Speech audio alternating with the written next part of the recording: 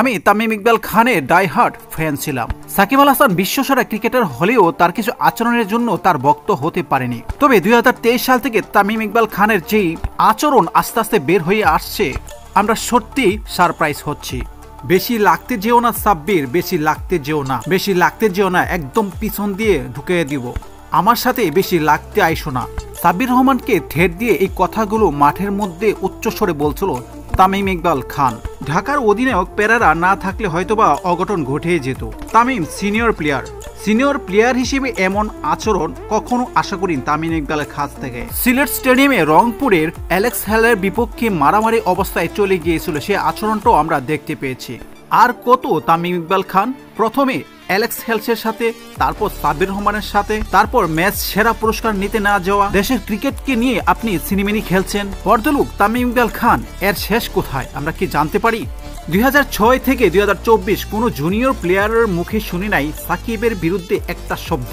সবার প্রিয় সাকিব, সবার আইডল সাকিব, সবার পছন্দ সাকিব। সকল জুনিয়ররা সাকিবের বন্দনায় মেতেছে। কোনোদিন সাকিব আল হাসানের সাথে কোনো খারাপ আচরণ কিংবা খারাপ কিছু শুনি নাই। এ টু জেড সকলের সাথে তার বন্ধুত্ব সম্পর্ক, এটা আমরা সবাই জানি। এটা আপনি এক বাক্যে স্বীকার করতে হবে, সাকিব আল হাসানের এটা বড় গুণ। তবে গুণ বা দোষ যাই বলে না কেন, সাকিব খারাপের সাথে সবসময় খারাপ করে এসেছে, কিন্তু এটা তার কোনো জুনিয়র অথবা সিনিয়র ক্রিকেটারের সাথে না।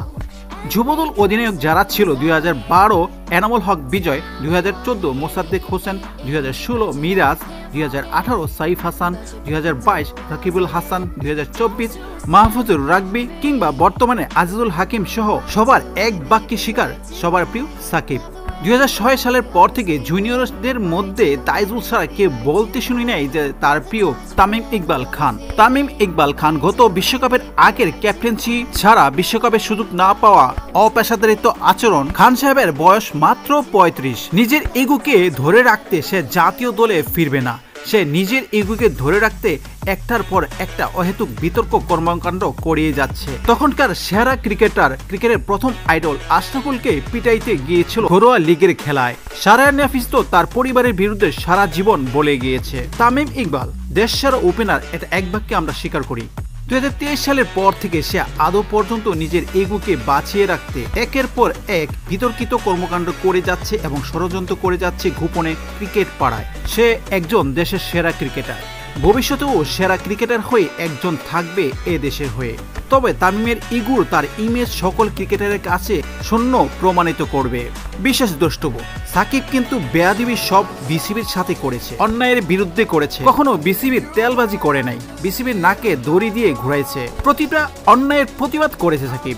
এরকম সিনিয়র ক্রিকেটারের কাছ থেকে জুনিয়ররা কি শিখবে, ভবিষ্যতে তারা কি করবে, প্রশ্নটা আপনাদের কাছে ছেড়ে দিলাম। যারা এখনো চ্যানেলটিকে সাবস্ক্রাইব করেনি প্লিজ সাবস্ক্রাইব করে নেবেন। আল্লাহ হাফেজ।